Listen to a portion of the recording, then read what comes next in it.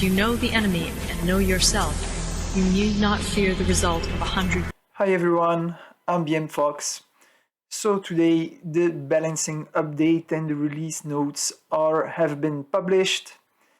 We can read that they did a large number of balancing changes in the new game rounds, which affects units, doctrines, economy, AI, and much more. They are made to improve unit balancing and to make it more viable for players to use bigger variety of units in their game experience. So, next, they also made the opportunity to tidy up a bit your inbox in the game, where you can choose in between player messages and system messages in your inbox.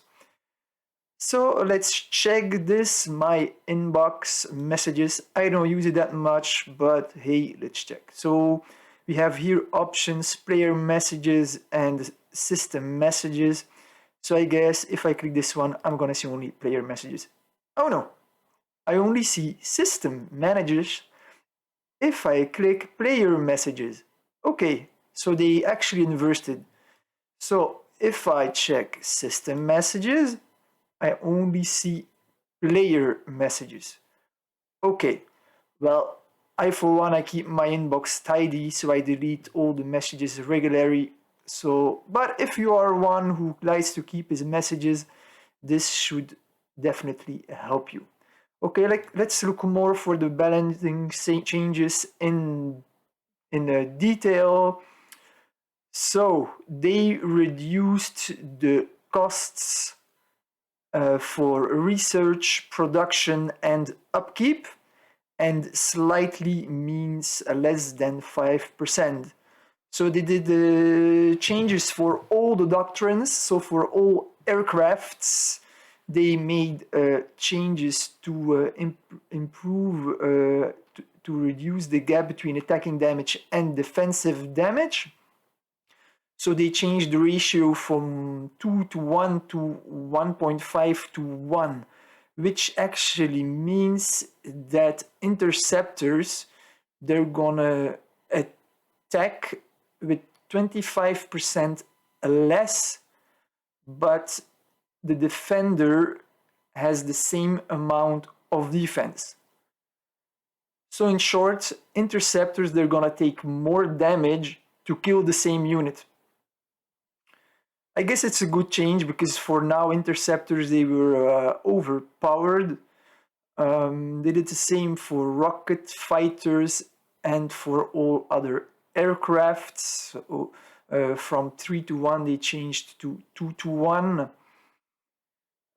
Commandos, an additional level was implemented so we can upgrade them more. Okay. Flying bomb costs decreased slightly and hit points increased with 5%. Movement speed for light tanks has been increased with 5 per level. That's cool because light tanks, they're already fast. Now they're gonna be even faster.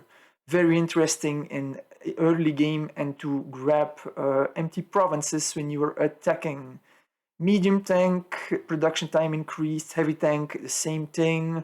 Infantry movement speed decreased by 1. So they actually move a bit slower, but it only starts at level 6. Cost decreased slightly, same for militia, cost decreased slightly, and damage values decreased, blah blah blah. They increased the range for nuclear bombers. Oh boy. Instead of 750, 1,200. So the lowest range of nuclear bombers is larger than the highest now in the past. So nuclear bombers, they can go way, way faster into enemy territory. Not only that, but they are available at day 20. So in large maps like a 100-player map, World at War, this is gonna be a huge change. Okay. What's up? Movement speed increased by +4 per level for paratroopers. So the more you increase them, the faster they get. And the mobilization time after dropping decreased. That's good. Because, hey, if you see 12 hours, it's not interesting to use paratroopers. It's only this mobilization time after dropping which has held me back to use paratroopers. So now I might actually use them because 6 hours isn't that long. Imagine you're hopping from island to island in the Pacific to conquer them. If you do this with paratroopers, you're way faster. Railroad gun. Research time increased slightly. Rockets cost decreased slightly. Hit points increased. Blah blah blah.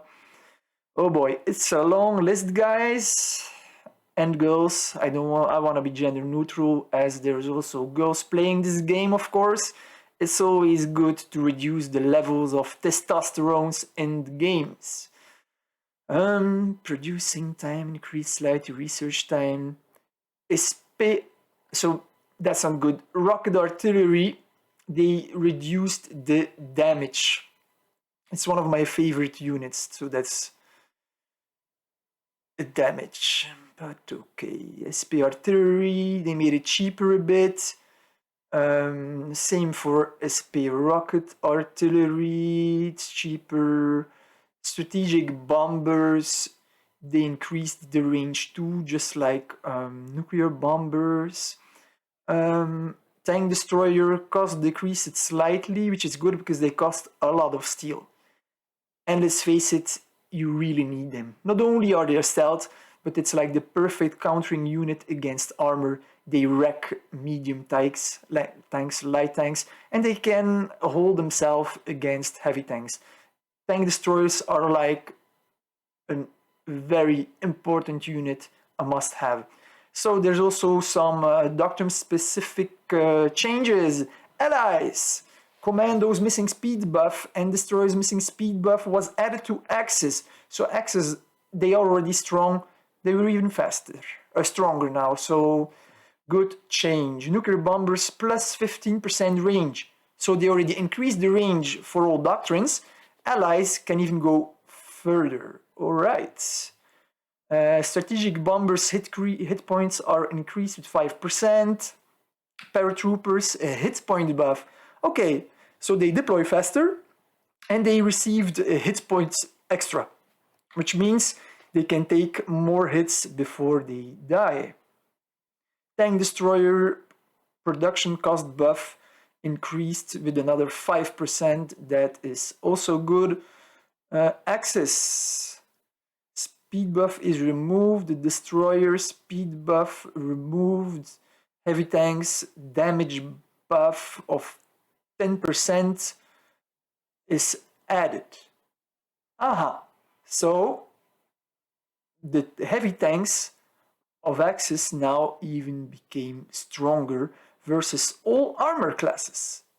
This is huge, guys and girls. 10%. Okay, this is not neglectable.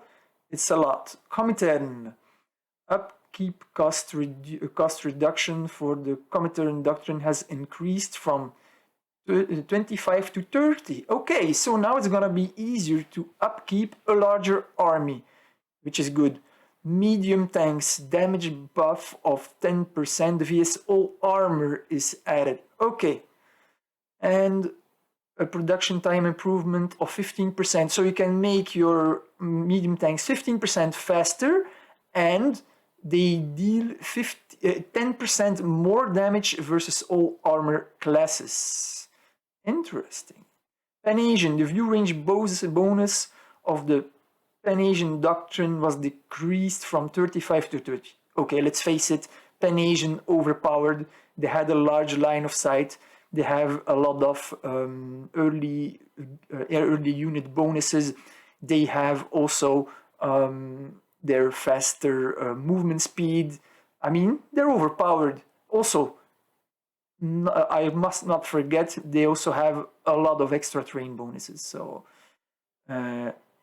it's good that they changed that. Then flying bomb. Who uses flying bomb? It's so weak.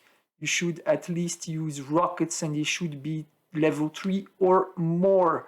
So production time bonus is increased from -20 to -30. We don't care.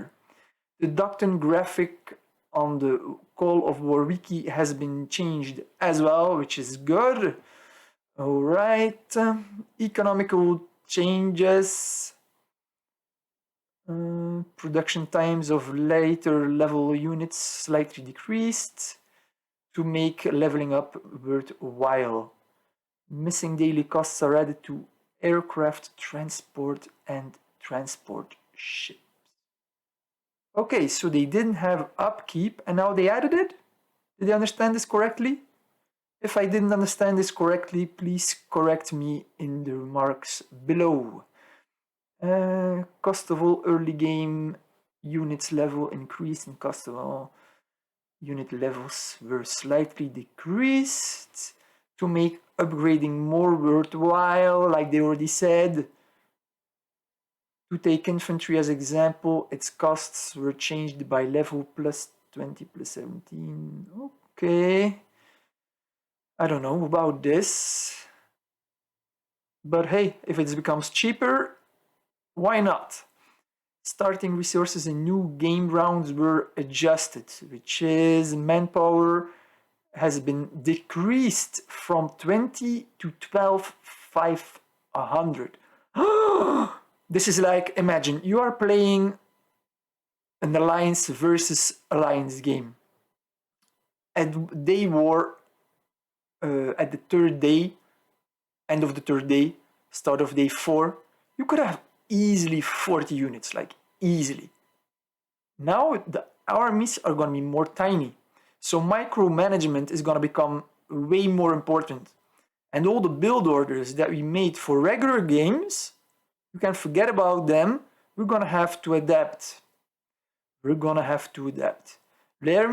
materials at the beginning of a game round were decreased from 15,000 to 10,000. This is very bad news for Comintern, which has access to rocket artillery in the start of the game, and who can just make a rocket artillery spam. And as you know, and if you didn't, I'm gonna tell you now, rocket artillery spam is OP. Why? Because at the start of the game, you only have unarmored units. What is rocket artillery? Exactly, it's versus unarmored units. So if you produce a lot of those, you can like trash your map. So sorry Comintern guys, this is bad news. Fortifications and bunkers take 50% of the damage that would have been dealt to other buildings. Okay, that's good. So fortifications are gonna degrade less fast. So they're gonna shield your troops better. That's good.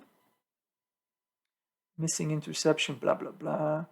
AI adjusted. The AI produces more useful units it can control. Okay, so it's over with the anti-air spams. The AI is more likely to research more useful units which it can control. The AI is slightly less likely to declare a war on a player who is fighting in many wars already. That's good, because if you haven't managed to master diplomacy with AI and you have a low popularity and you have a lot of wars, the last thing you need is being attacked by AI, which is a problem that a lot of beginners have. So it's gonna be way better. They're gonna be less aggressive, but they're gonna have more interesting units, which gonna make it more fun to battle AI. So all in all, good changes. It's a bit pity though for the Comintern and for our beloved build order on day 1 and 2. But hey, I think we're gonna live with it. It's gonna change a lot for the upcoming battles, Alliance versus Alliance in the Alliance World Cup this year, which is the 4th edition. Some bug fixes, but okay, we'll see. I bid you all a good day, and please like and subscribe if you like my videos, and always leave remarks or in the comments. For me, it's always useful to interact with other players. And if you have any ideas for videos, please let me know.